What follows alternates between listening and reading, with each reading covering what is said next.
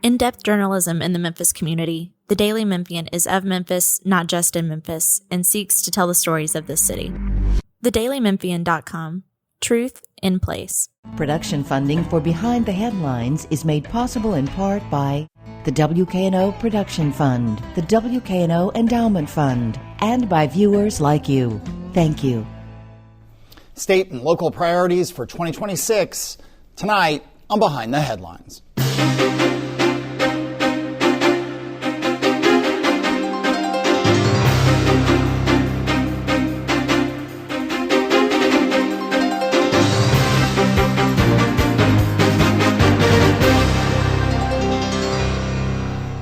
I'm Eric Barnes with the Daily Memphian. Thanks for joining us.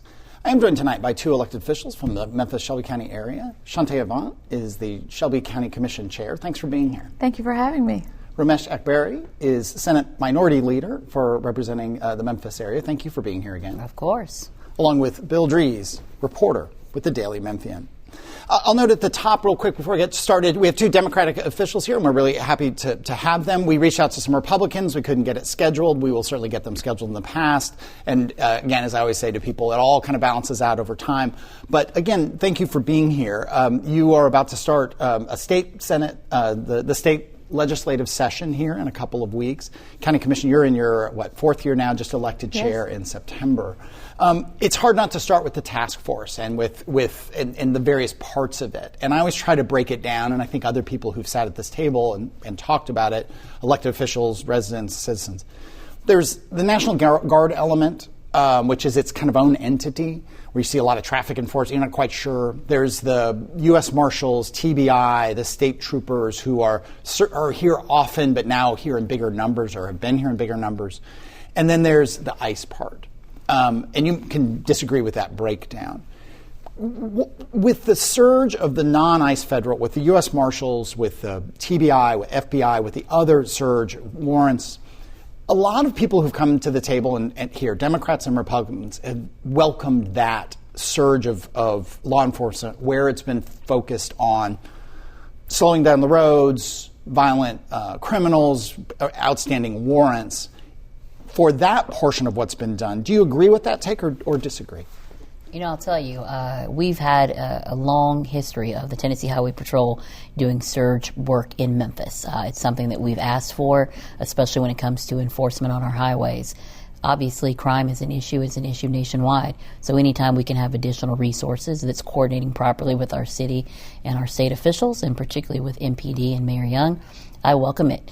Obviously, the ICE element is one that I am not a fan of. I think that they are not going after those who we really need to have folks that are committing crimes. Instead, it's more so creating a culture of fear. But definitely, if you're looking at, weapons on our streets, drugs on our streets, trying to find people who have these warrants for severe crimes, I welcome that. I just want to make sure that it's done in a humane way. And your district includes what parts of Memphis and Shelby? So my district starts in Millington, but it includes South Memphis, Southwest Memphis, Whitehaven, Cooper Young, Central Gardens, and parts of downtown. It's about 200,000 people. Yeah. Same question to you. I think I have similar thoughts about the resources that have been brought to bear. And, daily we get a report about the number of arrests and warrants that have been executed. So when you think about those violent crimes that have, with additional resources, been able to be solved, yes, I think those resources have been valuable when working in cooperation with our local authorities. But again, the ICE piece is a huge area of concern for me, in that we have families who are scared to walk their children to school, right? And so when you think about attendance at some of the schools that are highly populated by Hispanic families and the reduction of attendance for those students, it is very alarming. It's very concerning. I worked with a few teachers to give out baskets at Thanksgiving. And it was them meeting kind of in, hiding just to give them baskets because they're so fearful of being out and ICE picking them up and separating them from their family. One more for me and we'll go to Bill. For people who are listening who say, yeah, but some of those people are here illegally. They don't have the proper permits. They don't have proper documentation. They shouldn't be here, and ICE should get them out of the country. What is your response, either? Yeah, my response is, again, we've rationalized these additional resources by saying you're going to stop the flow of fentanyl, you're going to stop these hardened criminals from being on the streets. These are people who have been a part of the community. They have been a part of the economy, and most of their children are American citizens. So it's talking about the very core and foundation of our communities. And also, being undocumented is not a crime. It is a civil offense. And so using these types of resources and harm, and you look at the shooting in Minnesota and all of the violence that we see and the culture of fear that it creates, it's just not, when you have limited resources, in my opinion, it's not a good way to use them. Anything to add to that? I'm in agreement. I really do feel like we think about the folks who are adding to this economy, people who go to work every day, right? And so how do we say that these resources should be breaking up families? For me, that's a real challenge. Yeah, let me bring in Bill. So once this task force is over, once it comes to an end, however it comes to an end, what should come next?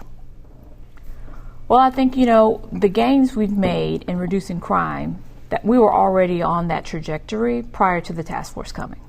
So any ways that we can leverage the resources that were here for us to continue to address some of the needs of this community, of course. I mean, I think working with our local officials, working with Mayor Young, working with Mayor Harris, working with the Sheriff's Department, any of those strategies that have been deployed that have helped continue the decrease in crime, I think that's where we should be moving forward.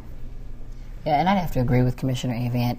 At the end of the day, our local law enforcement, those are the folks that are going to remain, our local elected officials. And so let's look and see what has been a best practice through this task force, this federal infusion, and also what were we already doing to reduce crime. Nationally, we saw this significant uptick, and now we're seeing nationally this decline. This is an opportunity for us to create the safe city that we know that we can be. Because I represent downtown. We need folks to come into the city. We need tourism dollars. We need folks spending money and feeling safe. And I think also part of that is perception. If we've had a decrease in crime, but now because of this large law enforcement presence, people feel that. So maybe even looking at how we're recruiting our police officers and the like. Right. And crime is probably one of the few issues where perceptions about crime are valid because people don't do things they would ordinarily do, don't feel like they can. But it seems, at least to me, like we have people who are saying, well, the local numbers are suspect. And then you have people who say, well, the numbers from the task force seem suspect because it comes off of traffic stops. So, is there a way that we get past your numbers aren't right and your numbers aren't right? I think we have to take the politics out of it. We see a lot of it being a blue versus red, Democrat versus Republican, suburban versus urban issue. Instead, we need to continue to promote transparency. I like the dashboards that are being put out. If you have numbers, you need to have the information behind it. And at some point, I think as Memphians, we have to believe in the people that we elect. Because if we're doubting numbers constantly, who do we believe? What do we believe? Someone on Facebook who's talking about how terrible Memphis is? Or are we going to believe numbers with actual support behind it, showing that, hey, Memphis actually is a beautiful place to live? All right.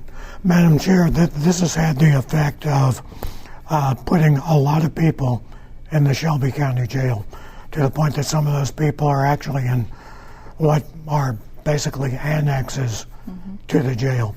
Has this heightened the issue for the county commission? Oh, absolutely. I mean, when we think about the resources, just as of October of last year with the surge, when the surge began, we had double-digit increases in what we are spending from both corrections, from general sessions, and from the sheriff's department. And that's, salaries, it's overtime. When you're thinking about the number of people who are coming into the jail, we have to house and feed each inmate. And so with this increase, they've had over $4 million that has been additional. They're using their budget now with hopes that we're going to be reimbursed, right, for the resources that have been spent. But we will definitely, this will be a very important conversation for us to continue to have with even our state, with our state officials about reimbursement of resources that have been utilized. And Madam Leader, what do you hear on the state side? Has this changed the dynamics of what was some hesitancy from the Republican leadership to commit to state money for a new jail? I don't think so, honestly. I mean, the conversation was pretty difficult last year. Unfortunately, the mechanism that we're looking at is to raise sales tax, which is highly unpopular. I carried the legislation in the Senate. It passed out of committee, but it was not without strong opposition from a lot of the industry that I support in the city, like tourism, like our hotels and motels. So I don't think so, but the fact remains 201 Poplar is a humanitarian crisis. We know that to be true on a federal level. I hope that with the alleged additional resources that hopefully will be reimbursed for, they'll also look at providing some resources for a new facility. Because at the end of the day, these are going to result in lawsuits, and that's more taxpayer dollars being spent. But $1 billion is a significant price tag for a new facility. People are okay with paying for new schools, but when you talk about paying for a new jail, it gets real tricky. And I remind folks, when I first ran for office, a referendum to increase the sales tax for pre-K failed. So it's certainly, to build a new jail, I don't anticipate it would be successful anyway. So what's the balance like on the questions about a new jail? Because there are critics of building a new jail who say a new jail does not help when there are obviously some problems with training and administration of that jail.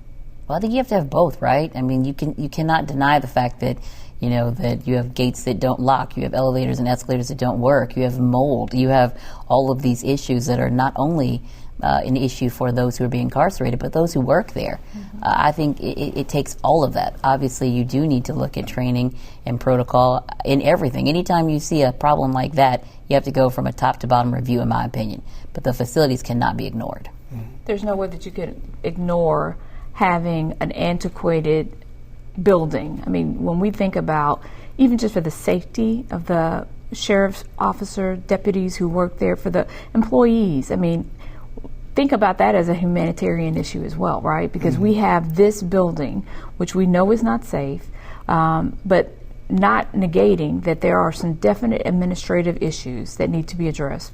And as Senator Akbari said, training is a huge part of that, but you can't separate one from the other. Well, and I want to stay with the jail for a minute. It's also, I mean, who would want to work there? And especially at a time when MPD and the suburban and the state, they're hiring officers with big bonuses. So if you have a law enforcement bent as a career, there are all these other paths that pay more money. Conditions are, they're dangerous because it's an inherently dangerous job. But, that is also a problem. Lee Harris County, I'll go to you first, Shante.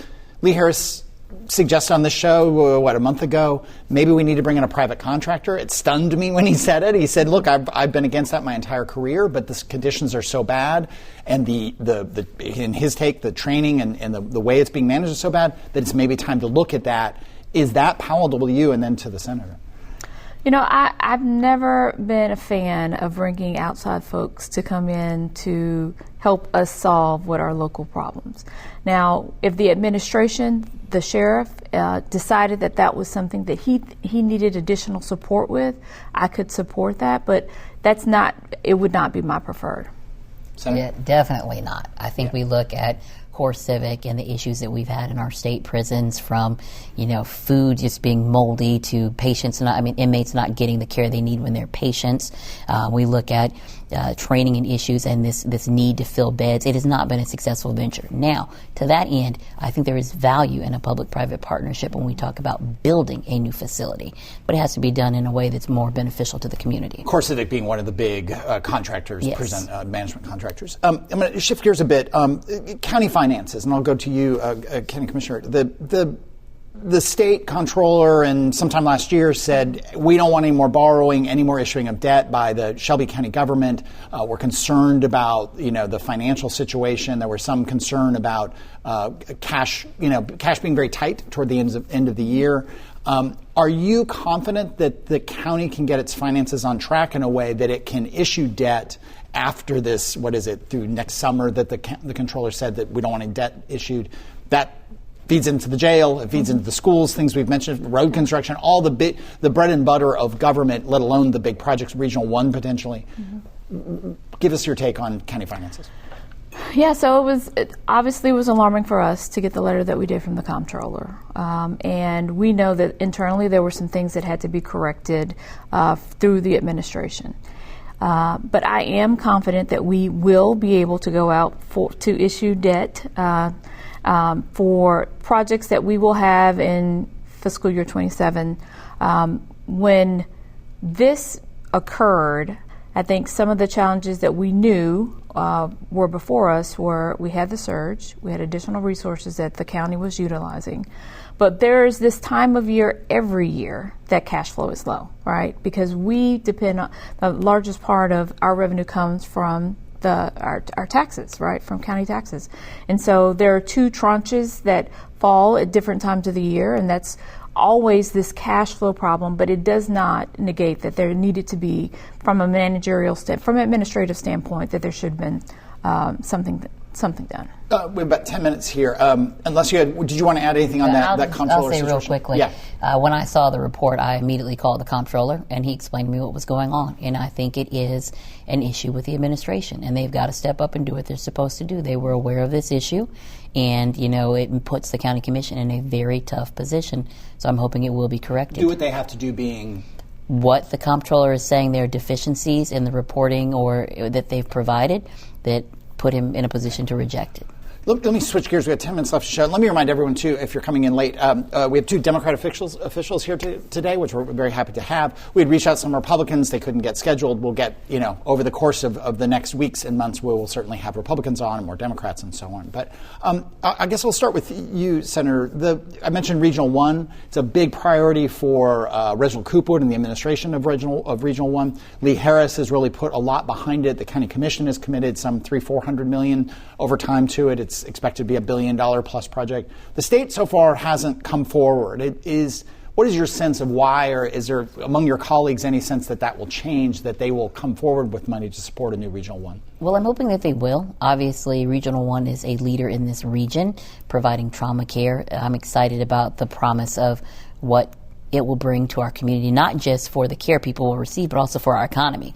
Now, I think the state didn't jump in because Memphis has had a lot of big requests the last several years. And obviously they have to rank things, and Regional 1's request was pretty large. I think they have a more pared down request. It's kind of been separated from the request that University of Tennessee's medical school is looking at. And so I'm hoping the state will jump in. Also, with any request for funding, there's always going to be somebody against it. And so you have other hospitals that are not necessarily in support of Regional 1 receiving those funds. So just kind of pushing through that as well. Commissioner, are you confident that the business plan supporting this massive expansion is the county isn't going to get itself in financial trouble? We've got Methodist Hospital, which we've reported on, and I think they've talked about. They've got a lot of empty capacity. There's a lot of uncertainty about Obamacare, Affordable Care subsidies. Medicaid expansion has not happened in Tennessee. It seems unlikely. It's a really difficult business. I'm not criticizing Regional 1 or any of the hospitals in terms of the care they give. But in terms of a business model, is this saddling them with something that they can't really afford? Well, I think part of what we have decided to focus on is really the trauma center, right? That is the most immediate need. And so when you're thinking about the hospital business, we have great facilities here in all of our hospital facilities with Methodist and with Baptist. And so I think there is an opportunity for us to do something really well, and for this community to get behind something that we can do very well, which is build a trauma center. Would you like to see Methodist, Baptist, St. Francis, being more supportive in some form or fashion of that? I think everyone is supportive of us having the best health care we can for the folks in our community. Right. And so I don't negate that all of us can get around having a trauma center that is here in our community that is first class, because that's what is deserved. Okay. Bill. And the trauma center piece of this is estimated at about $900 million. The overall for a whole campus has grown to about $1.9 billion of that. Thanks for the question. Is the county possibly going to have to take on more of the first money in of this I think so. I mean, I think the county will have to make some strategic decisions over the next 4 years. I mean, it's kind of the changing of the guard, right? So it's hard for me to say what the county will commit to at this point because we're in an election year. And so we're going to have a lot of new faces at the county commission. And so I think building momentum for the support that is needed, those are going to be strategic conversations. And this budget year is a crucial budget year for us, right? Because we know that there has been more expenses than the revenue that we have to bear. So tough conversations are always about, is it time to raise our taxes? And that's the hardest conversation to have. But I mean, in 20 years, we haven't had a tax increase. And so I think there's a lot that we as a county will have to tackle in the next 4 years. I'll hopefully be back to do that. I'm running for re-election, and so having those conversations. But I think one of the things that is crucial is we have to be prepared for us to put in the resources needed for all of the things that we're expecting to have as a community. Right. And the county commission in this past budget season, you all had a pretty fair discussion about this, but it seemed like ultimately what was the barrier to getting 7 votes on this was agreeing on what the priority is, correct or incorrect? I agree with that. There were some that wanted to focus more on prevention and investment in young people, and there were some that wanted to invest more in pre-K. So there were, they're not opposite ends of the spectrum, but I think it just kind of broke down maybe about 1 a.m.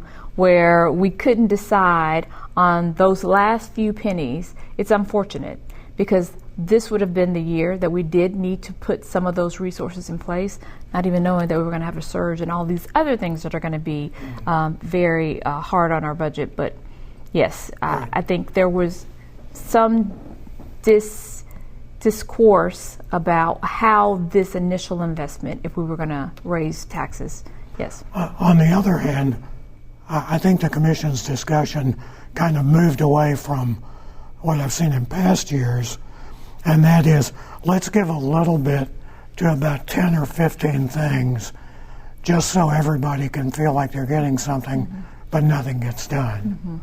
No, and I don't think that, I wouldn't describe that as the discussion this year. I think really there were 2 main issues. It's really how we're addressing public safety.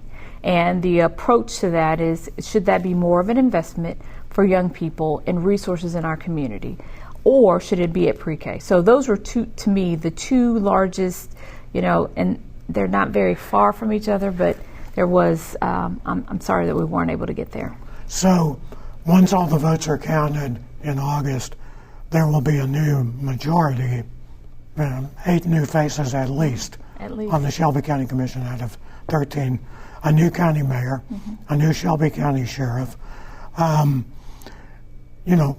What does that do to momentum on some of the projects we've talked about here? New jail, Regional 1, things like that. Is it reassessment, or is it just ground zero again?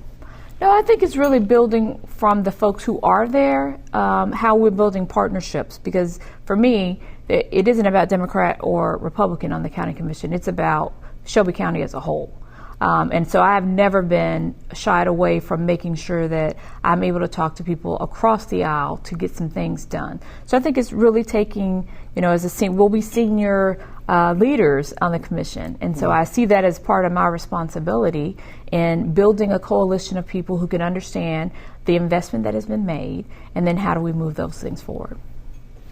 With just a couple of minutes, really a minute and a half left here, I want to switch to the county clerk. The county clerk, Wanda Halbert, is, I believe, termed out this year. There'll be a new county clerk race this coming year. But I can't say everyone's frustrated because she was elected and reelected. But I know at the county commission level, the county mayor, there's been immense frustration. I mean, wheel tax revenue. All of us in Memphis see this huge number of temporary tags. They're just, the auto dealers are frustrated. They're and it's kind of the bread and butter of government on a certain level of what people want. They want roads without potholes. They want safe streets. They want schools, and they want kind of that bread and butter stuff to work. And at the state level, there have been some state efforts to have accountability on the performance of the county clerk that really haven't happened. The county commission has had the same experience. From the state, is there a better role for the county clerks, not just in Shelby County? Well, I think statewide, we really have to make sure that we're getting qualified people there. I always kind of go back and forth with should they be appointed, should they be elected. You don't want it to be a political appointment as well. But at the end of the day, that's a very critical role. And we really have to weigh our candidates and those who can actually do the job in the way that we need, because I get complaints from auto dealers in Georgia who are upset about what's happening I'm here. sure. I mean, constituents must call you. They must email you. And your folks. Yeah. Same for you. The county commission has tried and tried even before you were on there. Do you look back and say we need a better structure? I think I would encourage people who are thinking about who they want to be the next county clerk. Think about experience.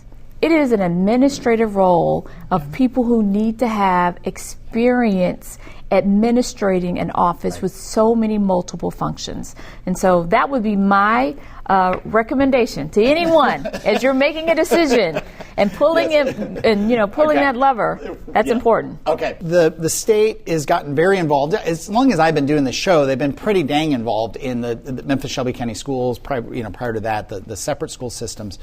It looks like going forward there's going to be there's a bit of a compromise on a bill that would essentially take over Memphis Shelby County schools. There's some resistance statewide. I think generally the legislators, and you can correct me, a lot of legislators are like, that's fine for Memphis and Shelby County. We just don't want that to happen here. What's your expectation? The session hasn't started yet, but there's a lot of talk and planning going on. Yeah, there's a lot of talk. Last year at the end of session, we had two very different versions in the House and the Senate. There was no need to pull together a conference committee because there was no compromise to be had. For me, the main concern is if we go with the House version of the bill, it puts the school management in almost creating this new district on a state level that's managed on a state level, and we've shown that is not something that's successful with the Achievement School District. I need to talk to Republican leadership, specifically our speaker, to kind of see what direction he's going in. But at the end of the day, Memphis Shelby County Schools has 40 plus reward schools. They're steadily improving. People say they want to cut rewards. A reward school. They achieved over a certain level based on their TVOS, their TCAP scores, and they've shown a certain amount of growth and achievement. And so, if you look at other school districts across the state, Memphis Shelby County Schools is aligned with the majority of them. And so the Senate version of that bill, the way to make it only apply to really Memphis and a few other districts, was to include a poverty element, which again, if you're not providing additional resources in the legislation, then what's the purpose of that? Just to make it apply to Memphis. Well, and there's a lot of poverty in rural counties as well, Republican elections. Yeah. I mean, that's just a fact. Bringing you, County Commission Chair Avant, your take, you used to be on the school board for 8 years. You've been on the Shelby County Commission now for 3, going into your 4th year.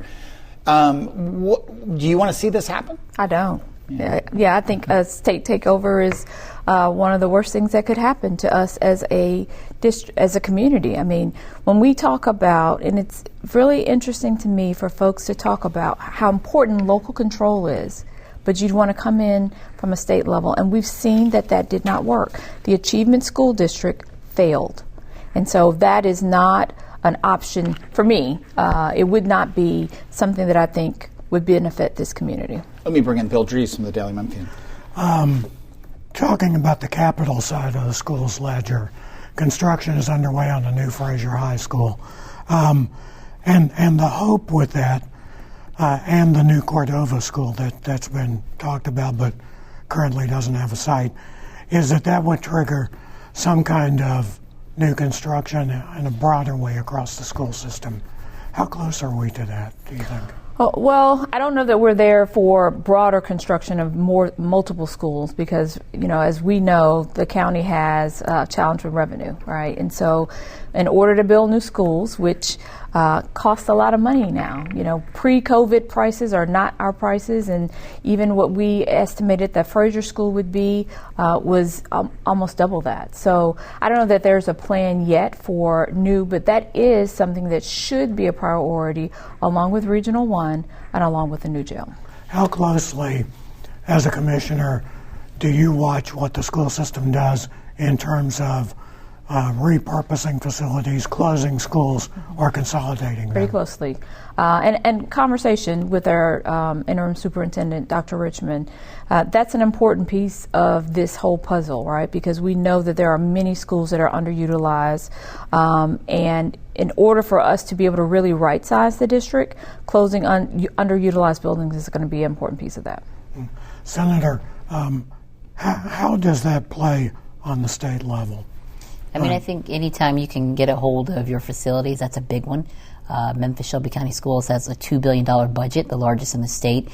So that kind of promotes conversation in general about having state management. But it is going to be important. A lot of my colleagues say they want to reduce bureaucracy, but if you kick that over to the state, it's going to increase bureaucracy, not to mention the extreme anti-democratic lean of taking out an elected school board and putting in an appointed version, and then the elected school board becomes more of an advisory council. Thank you both. Thank you for being here. Thank you, Bill. Thank you for joining us. If you missed any of the show, you can get the full episode online at WKNO.org, The Daily Memphian, YouTube. You can also download the show as a podcast wherever you get your podcasts. Thanks very much, and we'll see you next week.